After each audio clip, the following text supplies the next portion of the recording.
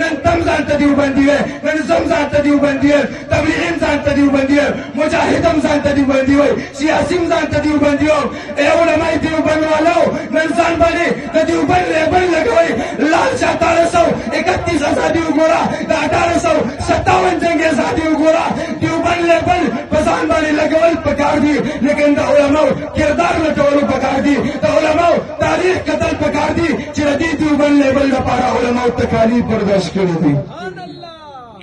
یا حسین احمد مدنی صاحب حسین احمد مدنی صاحب چې کله فتوا ورکړه عزتمندو هغه فتوا د انګریز خلاف وه هغه انګریز خلاف دغه شین سترګې انګریز خلاف هغه یو فتوا ورکړه چې ستا په فوج کې بړتي کېدل حرام دي حرام دي هغه څه جوړته وایي مولانا حسین احمد مدني صاحب تا ته پته شته تا چې کومه فتوا ورکړې ده د دې سزا څه ده مولانا حسین احمد مدني صاحب ورته ترخ نه کفن راخلي په پارلیمنټ کې ورته کفن داسې ځړی وای ما ته پته ده ما ځان سره کفن د کوره راوړی دی هغه حسین احمد مدني صاحب وایي به بوتو واپس به چې راوستو رنګ به زیړ شوی